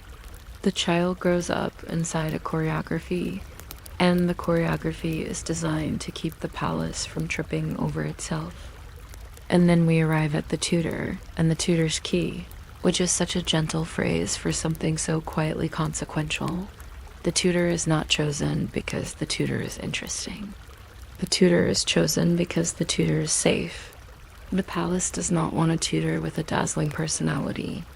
It wants a tutor whose personality can be filed. A tutor who is steady, disciplined, and unromantic about influence. A tutor who treats learning like a ritual rather than an adventure, because adventures have a habit of creating opinions, and opinions have a habit of becoming politics. The tutor might be selected for handwriting, because handwriting is not just writing. It is reputation, control, and the ability to make a line look calm, even when the hand is tired.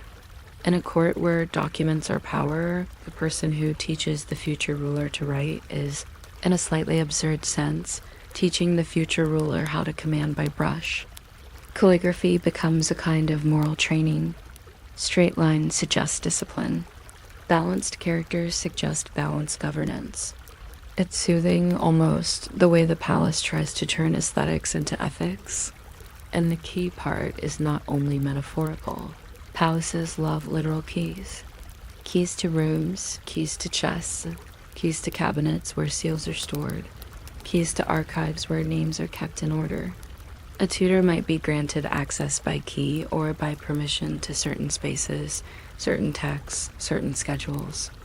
The tutor's key is the palace saying, "We will allow you to be near what matters, but only in the manner we approve."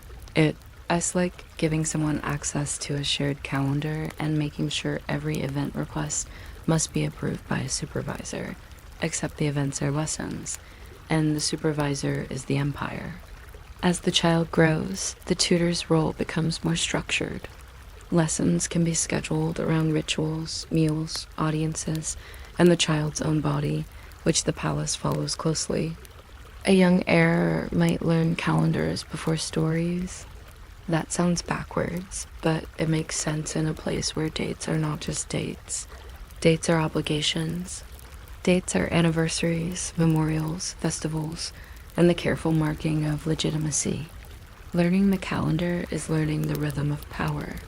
The child learns early that the year is not simply a circle of seasons. It is a circle of duties. There is a mild comedy in imagining a small child being introduced to time like it as a stern relative. "This is the calendar," someone might say gently, as if presenting a pet that bites. "Be respectful," and the child nods, perhaps not understanding that the calendar will eventually control their life more effectively than any sword. The palace measures everything, and time is its favorite measurement because time does not argue. Bows, too, are taught early. A boy learns bows before errands. A girl learns both in reverse, depending on how the palace is arranging gender expectations around them, which can shift like curtains in a rumor-filled hallway. The point is not the bow itself. The point is that the body becomes trained to acknowledge hierarchy as naturally as it inhales. If you learn hierarchy with your muscles, you don't need to think about it. And the palace likes it when people don't think too much, especially about hierarchy. Now, you might wonder, in a sleepy and non-urgent way, whether anyone in the nursery is allowed to simply cuddle the child without making it meaningful. The answer is sometimes yes, because humans are human, and sometimes no, because the palace is the palace. Many caretakers likely did feel affection. They sang, they soothed. They carried the child when the child cried, because crying is inconvenient and also heartbreaking, and even a palace has limits to how cold it can be all the time. But the structure around the affection ensures it never becomes fully free. Even kindness is regulated. Even lullabies may be chosen for their calmness and their lack of ambition. And because the palace cannot leave anything alone, it often turns the child's entire upbringing into a quiet argument about loyalty. A foster mother's household might be seen as an alliance. A wet nurse's closeness might be seen as a lever. A tutor's influence might be seen as a shaping tool. Everyone around the child becomes part of the question: who is nearby and why? Who is trusted and who is tolerated? Who is allowed to speak and who must remain silent in the child's presence? If you want another mildly strange fact to tuck into your pillow, consider how many people might have been involved in a single baby's daily life.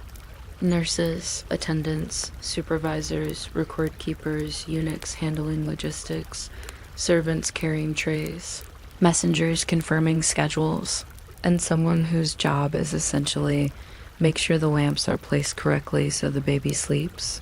It's like a modern operation with too many managers, except nobody says synergy, and everyone says as you command, even when no one is commanding anything directly.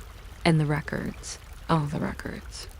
The palace loves records the way a sleepy mind loves repeating a thought. When the child sleeps, someone notes it. When the child eats, someone notes it. If the child is ill, the notes multiply.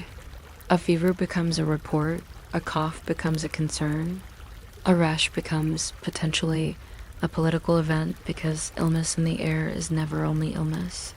It is a threat to continuity, and continuity is the palace's favorite bedtime story.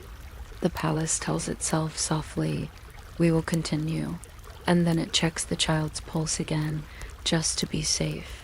This surveillance is not always cruel. Sometimes it is simply the behavior of a system terrified of uncertainty. The palace knows that succession can crack a dynasty like dry lacquer, so it watches the small body at the center of its future and tries to reduce risk through observation. If you observe enough, the palace believes you can control enough. It's a comforting belief, even if it's not always true. The water clock ticks, the notes are written, the seals are pressed, and the palace can pretend that time is being managed rather than endured. Eventually, the child becomes aware dimly at first, then clearly that their cradle is not only a place to sleep, it is a policy argument that cannot speak yet. That is one of the most quietly haunting ideas in court life.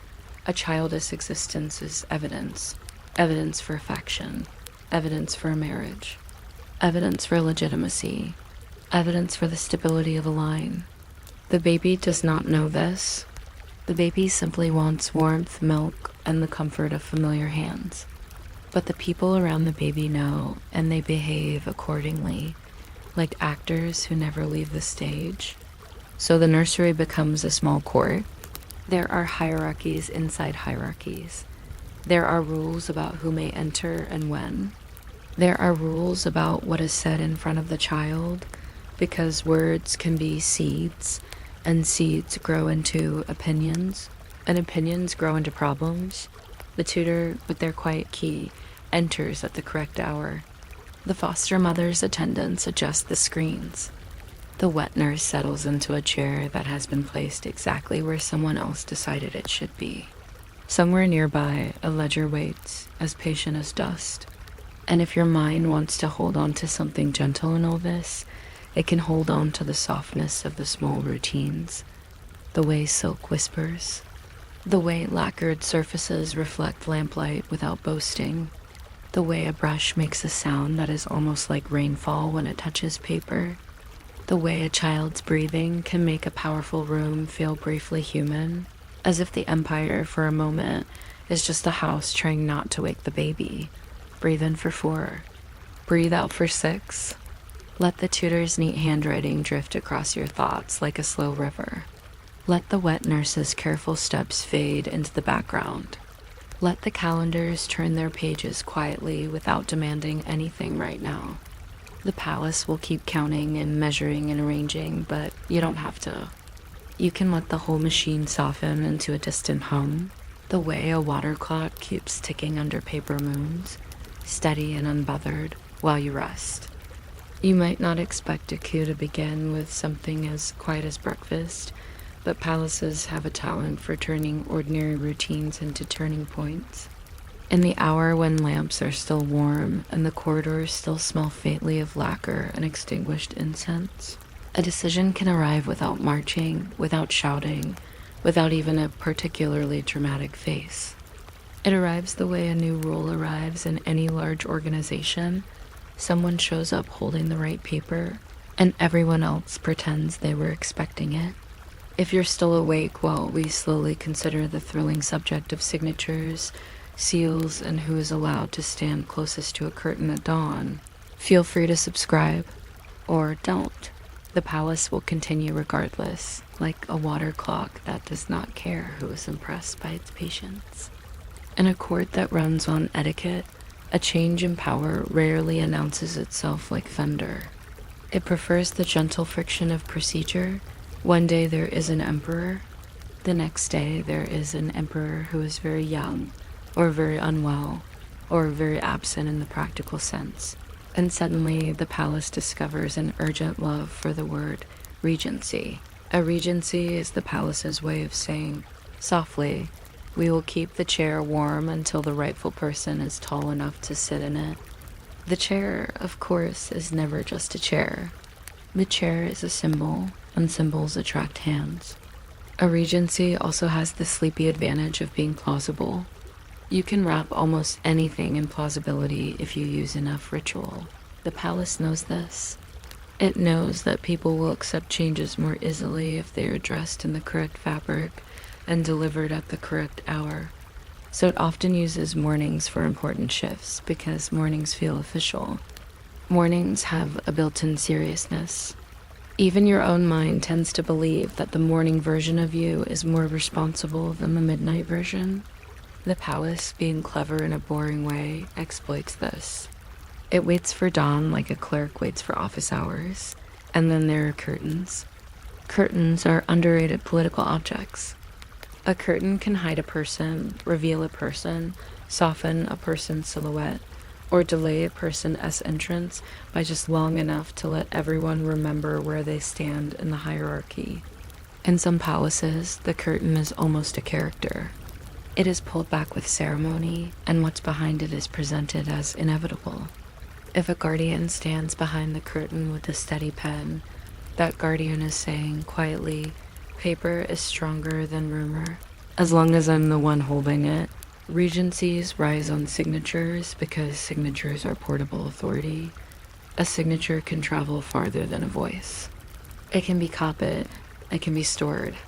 It can be shown to a skeptical official who is trying to decide which side of the corridor is safer to walk on. In a palace, the safest decisions are the ones that look documented.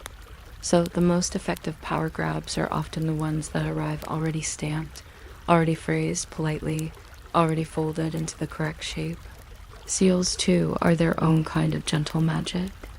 A seal is just carved material pressed into ink or wax, but it transforms a sentence into something that feels heavier. It tells the reader, this is not merely someone's opinion.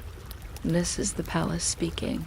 And because the palace itself is an abstract creature made of people and rooms and habits, the seal becomes a way to give that abstraction a mouth. Whoever controls the seal controls the tone of the mouth. If you want to change a policy, you don't always need an army. Sometimes you need the correct seal and a calm face. This is how a coup at dawn can look in practice. Less like a dramatic struggle and more like a sudden rearrangement of who is allowed to enter which room. One morning, an official arrives and discovers the door is politely closed. Another official arrives and discovers their invitation has been revised overnight. A third official discovers that their usual messenger has been reassigned, and their new messenger speaks in shorter sentences. These are small things. None of them are technically violence. And yet, in the palace's ecosystem, small things are often the entire food chain. Allies in this environment are counted in the most unromantic ways. Not by how loudly someone praises you, but by who shows up for breakfast when the drums sound early. Breakfast in a palace is not only a meal. It is an attendance sheet with soup. It is the moment when you notice who is seated where, who has been served first, who is missing, and who is smiling too calmly. If a faction is gathering strength, you can often see it in where the chairs are placed and who dares to take them. There is a gentle, almost comical tragedy in how much human fate can depend on seating. A person can spend years studying classics, mastering etiquette, perfecting handwriting, and still lose everything because they sat on the wrong cushion at the wrong hour. The palace does not punish loudly. It punishes by removing your cushion from the room and then acting surprised when you are not present. When the drums sound early, it means the day is being accelerated. Palaces love schedules, so when the schedule changes, it is never an accident. An early drum can mean an unexpected audience, an emergency council, a ritual move forward, or simply a way to make people arrive half awake and less prepared to resist. Being half awake is useful for control. This is not a moral statement. It is a practical one. If you have ever tried to argue with someone while still thinking about your pillow, you already understand why dawn is strategically convenient. Sometimes the coup is not even framed as a coup. It is framed as care. We must protect the child, people say softly. We must protect the line. These are phrases that sound noble and vaguely parental, and that is exactly why they work. Protection is a word that invites agreement. It's hard to argue against protection without sounding suspiciously unprotective. So the palace uses protection the way it uses incense, to make the air feel correct while something difficult is happening behind the screens. If there is a young heir, the heir becomes both reason and excuse. If there is a widow or senior consort, she might become regent, or she might be required to stay politely out of the way while someone else assists. If there are powerful relatives, they become either guardians or threats, depending on which way the morning leans. The palace will describe these rules with careful vocabulary, because vocabulary is another form of control. Call someone a guardian and they sound responsible.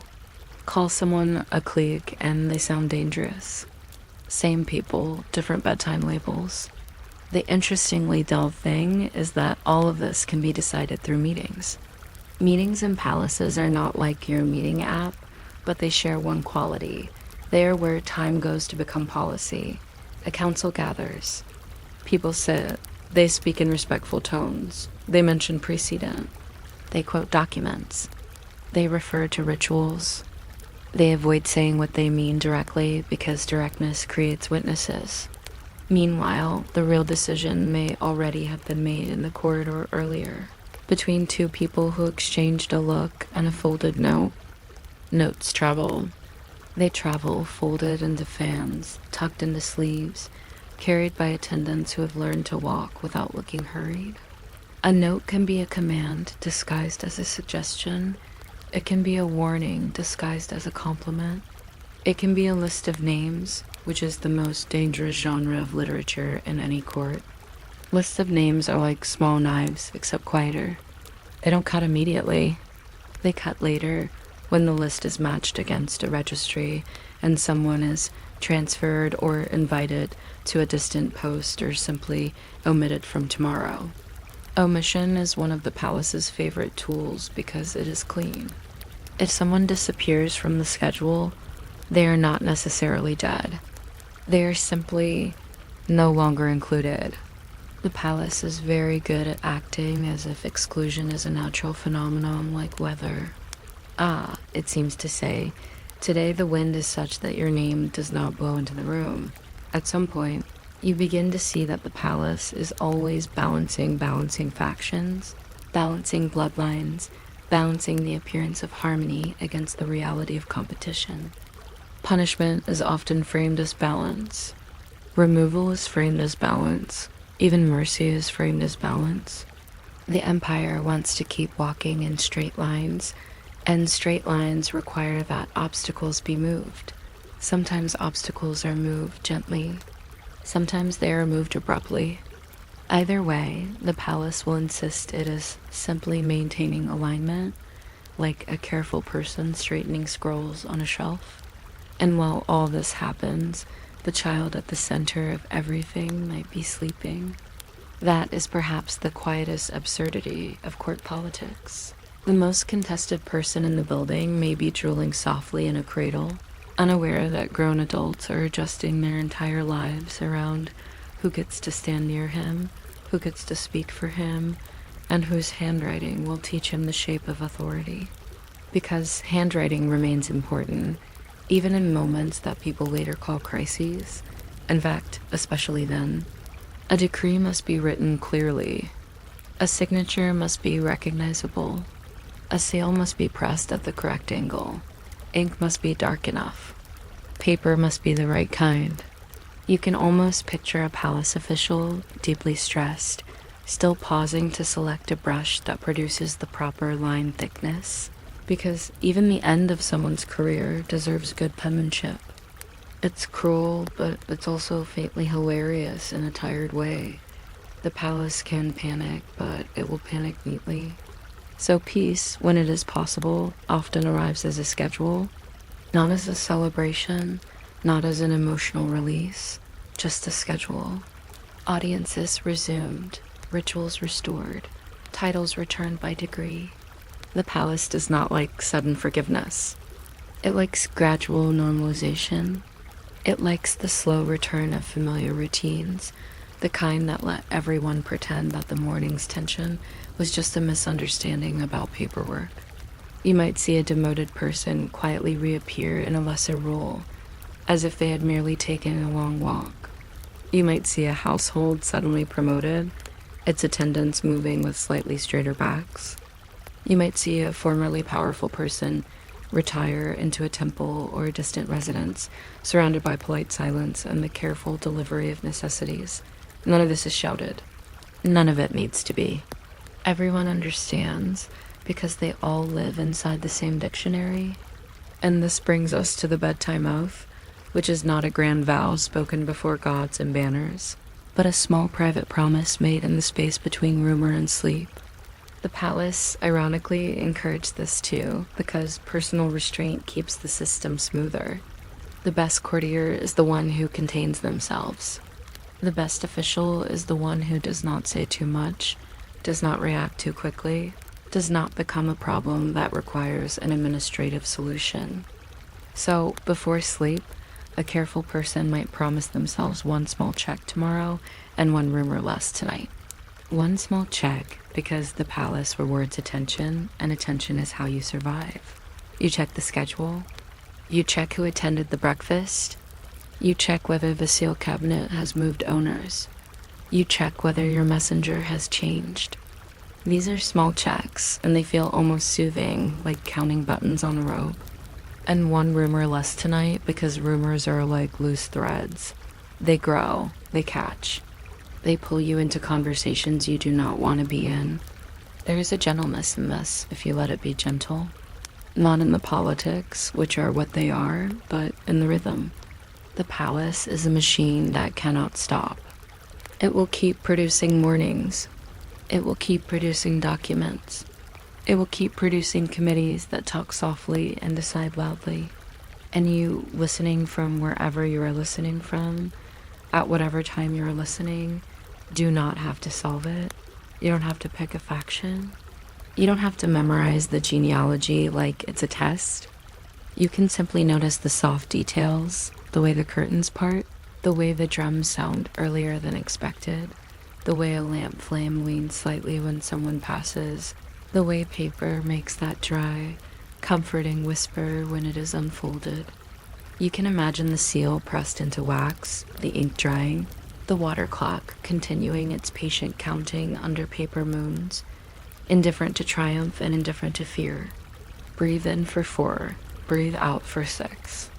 Let the dawn meeting blur into a quiet blur of sleeves and respectful phrases. Let the breakfast attendance sheet dissolve into steam rising from bowls. Let the palace keep its schedules and its seals and its careful arguments, while your mind does something simpler, something kinder. Let the last rumor of the night be one you don't repeat. Let the next morning's check belong to tomorrow. For now, the water clock will keep the rest.